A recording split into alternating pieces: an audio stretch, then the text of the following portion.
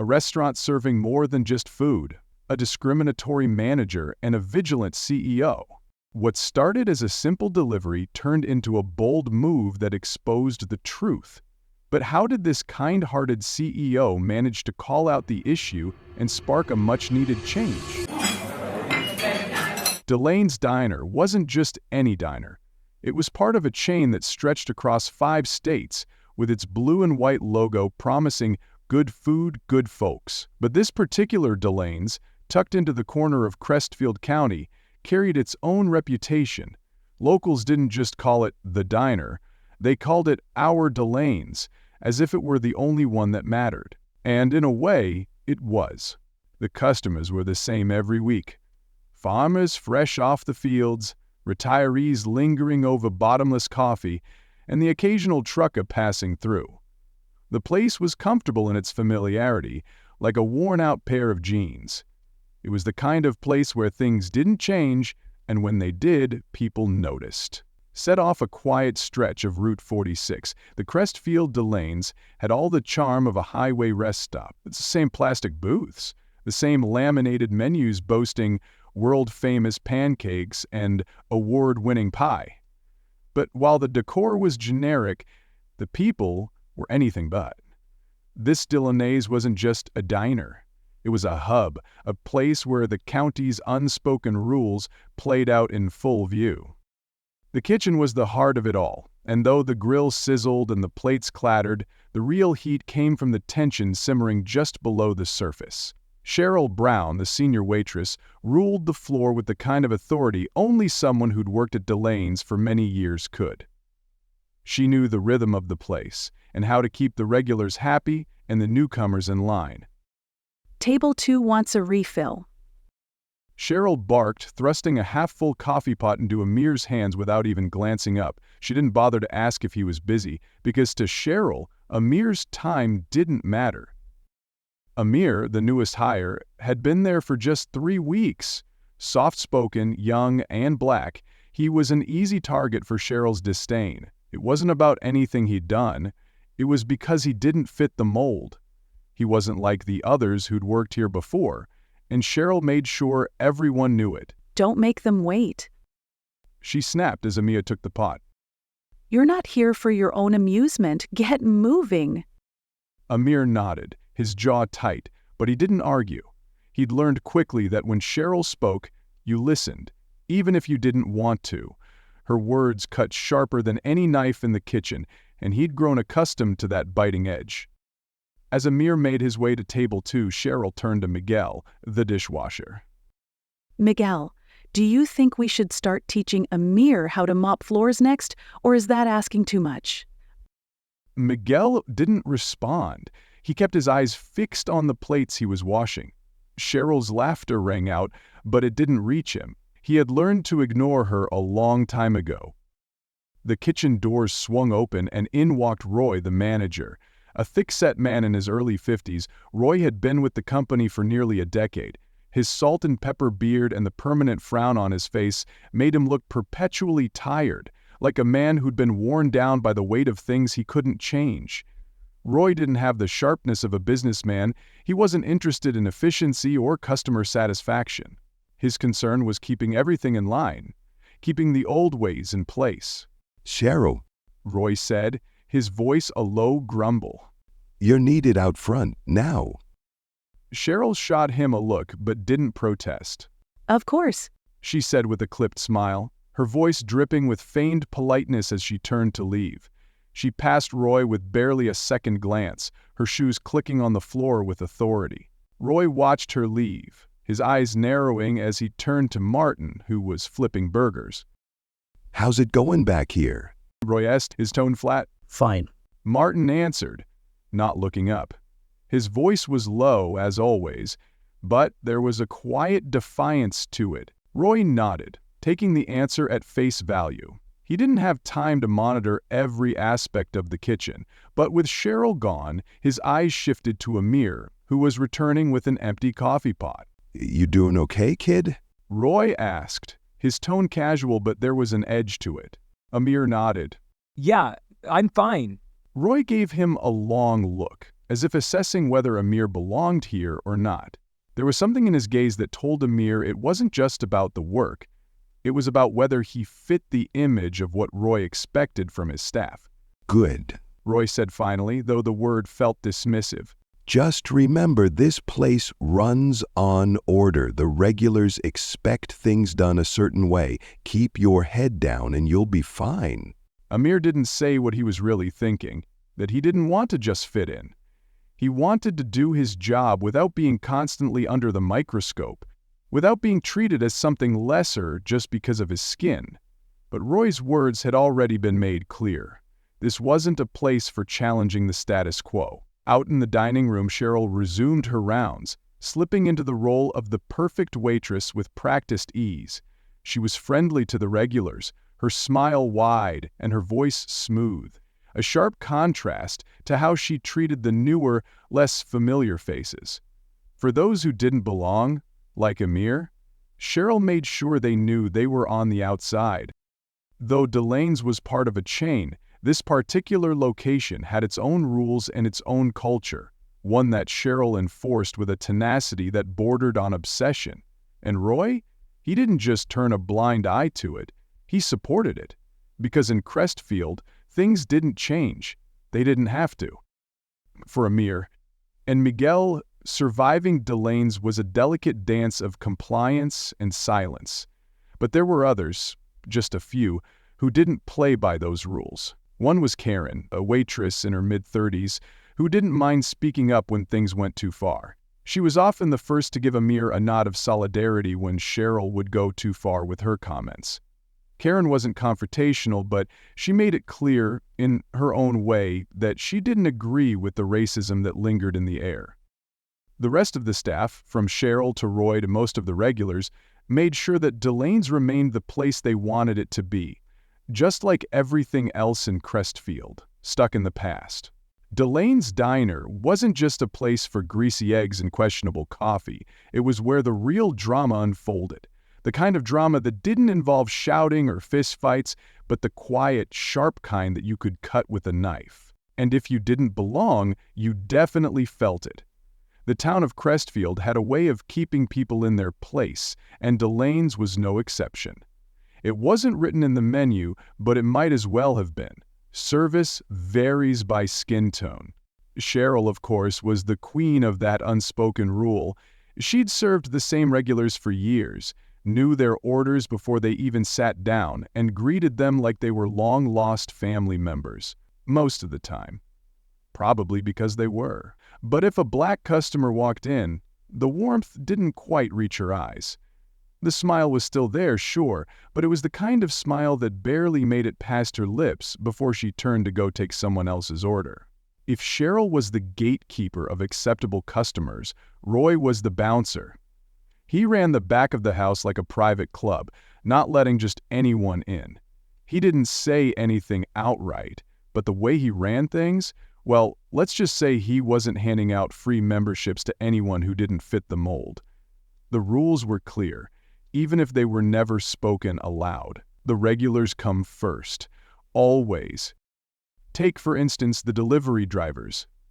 These guys were the lifeblood of the diner. Without them, there'd be no fresh vegetables, no eggs, and definitely no pie.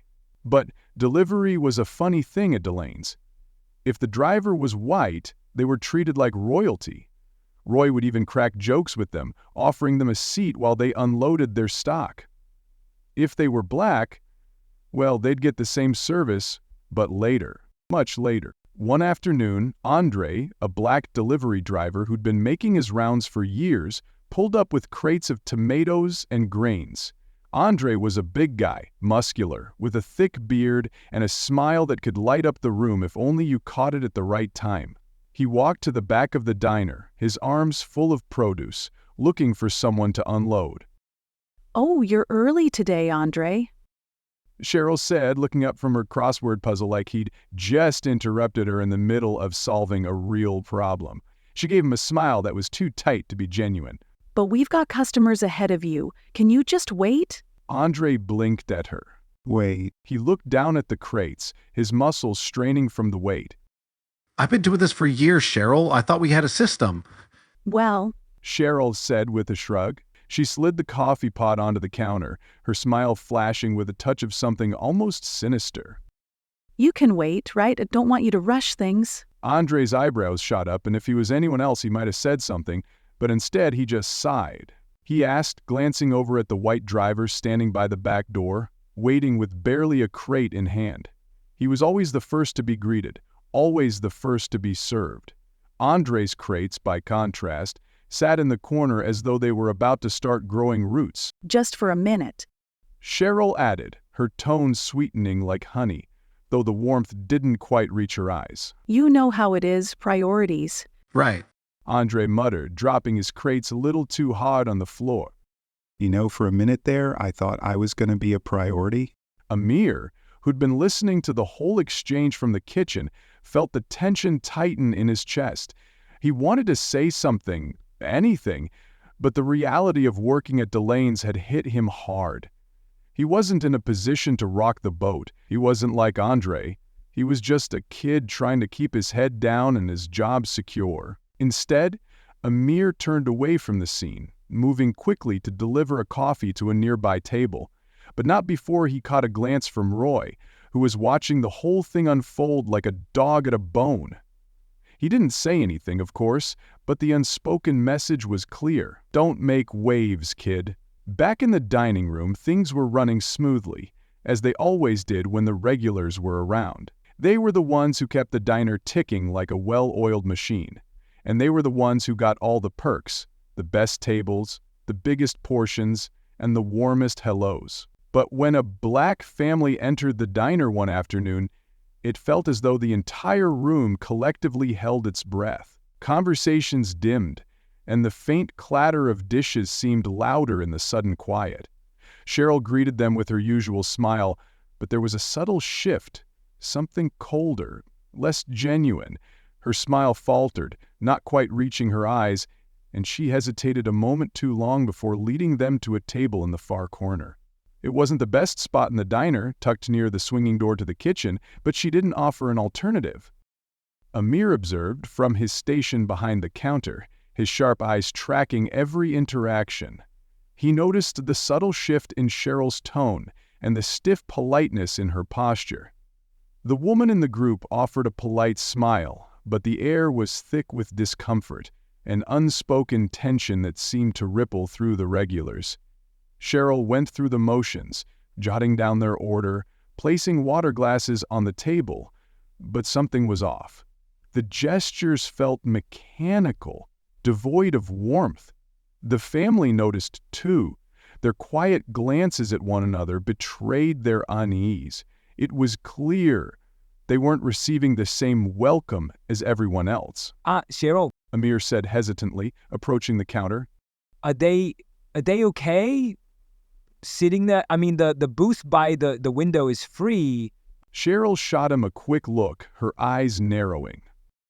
Amir, just let it be. Not everyone needs a front row seat. Amir opened his mouth to argue, but Roy's voice interrupted. You're still learning, kid. Roy said, his voice gruff but calm. In here, there's a way things work. We don't need to change it. Amir bit his lip, his frustration simmering, but he kept his mouth shut. He didn't want to end up like Andre, quietly taking the treatment without a word. But the family at the corner table? They could feel the difference. The woman asked for a refill on her coffee, and it took nearly 15 minutes for Cheryl to get around to it. She served the other tables first, always with that same smile, as though there was nothing unusual about the delay. By the time she made it back to them, the woman had already moved on to sipping water, her patience thinning. You folks need anything else? Cheryl asked, still sweet, but the edge was there, the same edge she used for every customer she thought didn't belong. The woman looked up, her brow furrowed. No, we're good. Just wondering when our food's coming. Cheryl made a sound of mocked concern. Well, I'm sure it's just taking a little longer. We've got a busy day today. The truth? They were waiting longer because Cheryl had made sure of it. One afternoon, Charles Williams walked into Delane's diner. He was tall, well-groomed, and carried himself with an easy confidence. He wasn't wearing a suit, but his clothes were sharp. A clean button-down shirt with pressed slacks and polished shoes. The kind of man who looked like he belonged in a nicer place, not in the tired, boot-filled diner where chipped plates and stale coffee were the order of the day. Cheryl, of course, didn't notice any of this at first. She was busy wiping down the counter, humming a tune under her breath when the door's bell jingled. She glanced up, only to pause when her gaze landed on Charles. He had just taken off his sunglasses, and the subtle nod he gave her was polite but firm, like someone who knew the game. And Cheryl, she didn't like losing control of the game. Hey there. She said with a tight smile, her voice as sweet as syrup. She set down the rag and grabbed the menu from the stand. Table for one? Yeah, Charles replied, his voice deep and measured. just me today. Cheryl's smile didn't reach her eyes. Follow me, hun. She turned, leading him to a table at the far corner, as far from the window as possible. It wasn't the worst spot in the house, but it wasn't ideal either. If you were a regular, you got the table by the window. If you weren't, well, you got the back corner. Simple as that. Charles sat down, but he didn't look comfortable. He looked observant, like someone who had been through this too many times before. Cheryl tossed a menu on the table in front of him, her movements quick, as though she were itching to move on to the next thing. But there was a moment of silence between them, and Charles broke it first. Been coming here a while, haven't I? He said, folding his hands on the table, his eyes scanning the diner. Must have missed you last time. Cheryl blinked, caught off guard. Excuse me? I said I've been coming here for a while. Charles repeated, leaning back in his seat. I don't think I've ever been seated quite like this. Cheryl's eyes darted to the other tables, 2 white families and a couple of regulars who seemed to have been born with a permanent seat at the window. She opened her mouth, then closed it. The words didn't come as easily as she expected, so she offered another smile, this one more strained. Just a busy day, hun. I'll be right back with your drink. She turned on her heel and walked away, but not before she noticed the look Charles was giving her. Steady, unwavering. It was like he had already seen this game played before, and now he was watching her fail at it. A few minutes passed before Cheryl returned with a glass of water. She set it down with a little too much force, but it wasn't hard enough to spill. I'll take your order when you're ready. She said, then turned to leave, but Charles spoke up again. You know, He began, his voice calm but firm. I've been to a lot of diners in my life. A lot. And I've had my share of experiences, good and bad. But I have to say, I don't think I've ever been made to feel less welcome than I have here. Cheryl froze, her back still to him as she adjusted the coffee pot on the counter. She felt her pulse quicken. What do you mean? She asked, her voice too high, too defensive. She didn't turn around, and her fingers tightened around the handle of the pot. Charles's voice came again, smooth but sharp. Well, for one, I'm sitting in the corner. I know the drill. New guys like me don't get the window. But then I see the guy who came in after me getting seated by the window.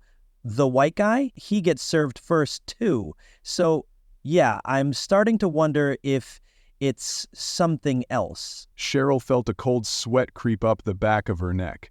She could feel the eyes of the regulars on her, the weight of their expectation. A flash of anxiety surged through her, but she kept her face neutral. Listen, systems change. Cheryl said, her voice taking on a forced sweetness. Why don't you just enjoy your meal and I'll check on you in a bit, okay? Charles leaned forward, his eyes steady but unyielding. You're not hearing me, Cheryl. You want me to just sit here and ignore how I'm being treated, but I'm not gonna do that. Not this time. It's not just about being busy, it's about who gets treated like they matter and who doesn't. For a moment, the diner was silent. Cheryl's gaze flicked to the other tables where the regulars were watching with interest.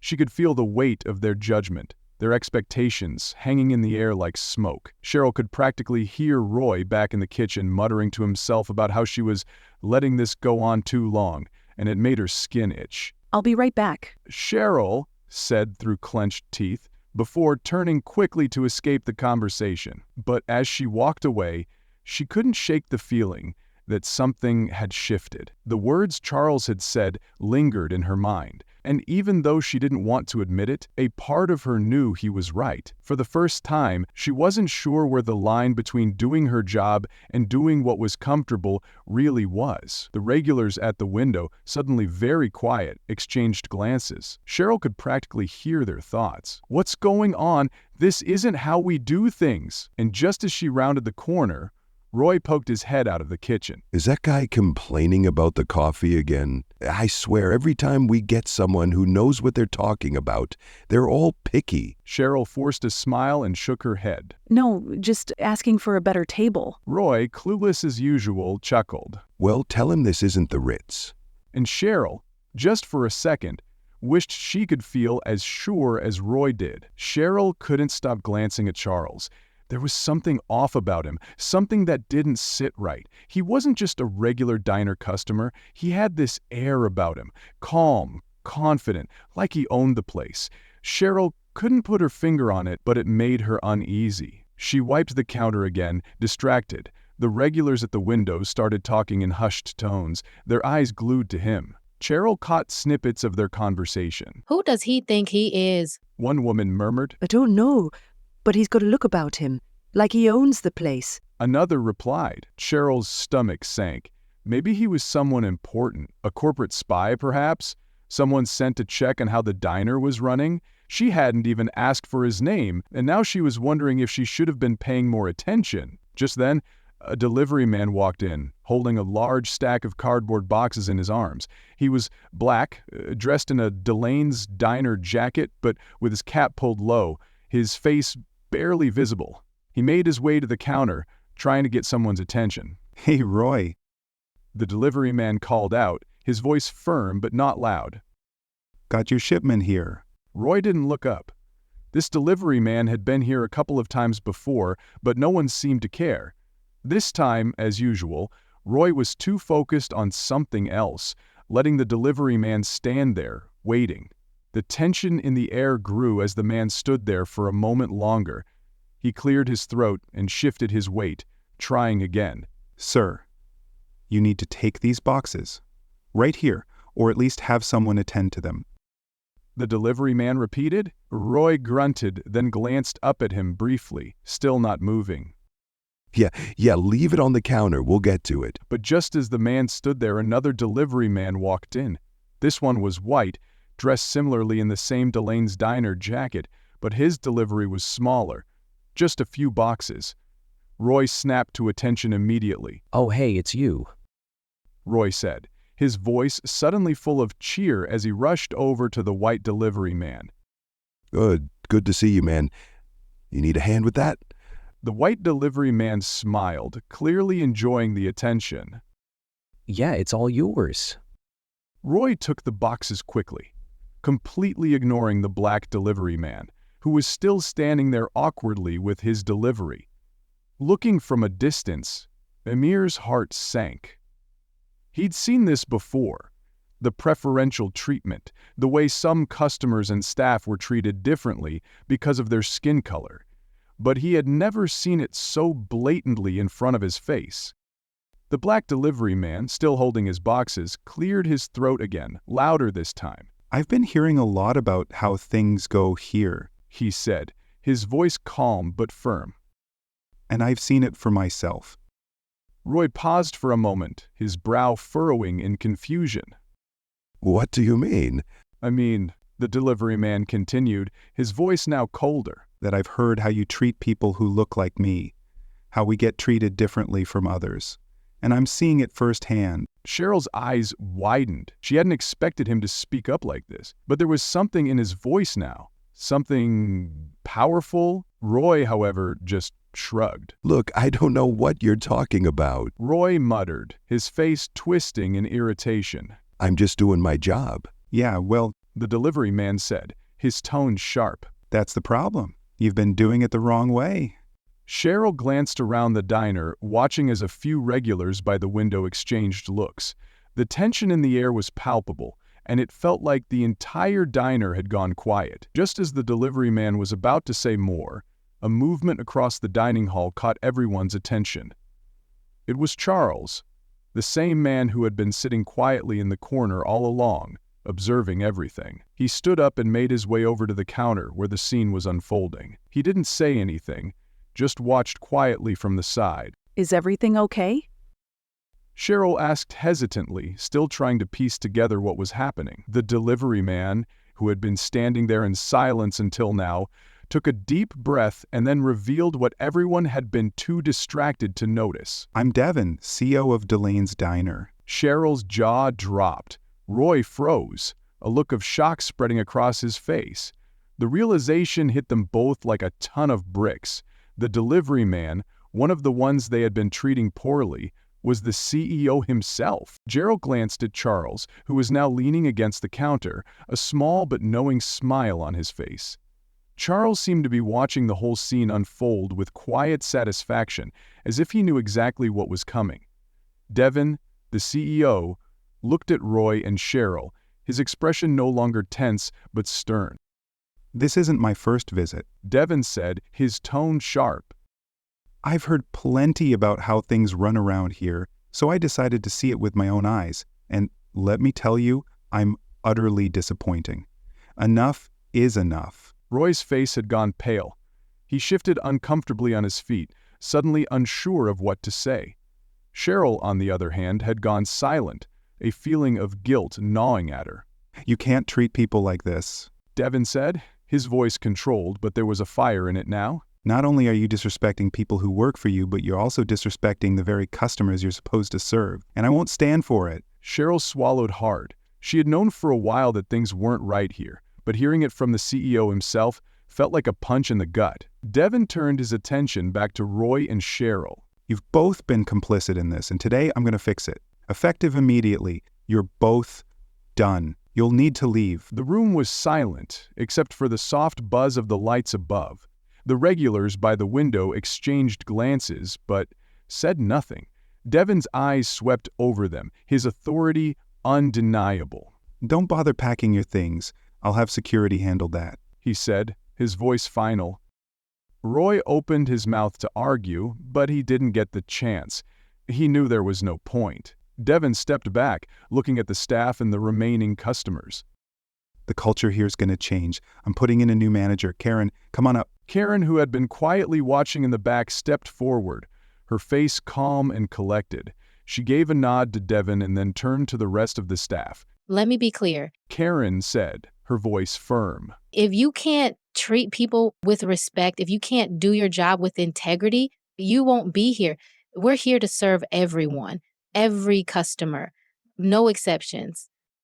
Charles, who had been standing silently the whole time, was pleased. Devin had made the right call. The changes were coming, and this time they would stick. As the staff began to shuffle out, the regulars returned to their conversation, though the energy in the diner had shifted. Things were different now. There was no going back. What's your take on Devin choosing Karen as the new manager? Let us know in the comments below.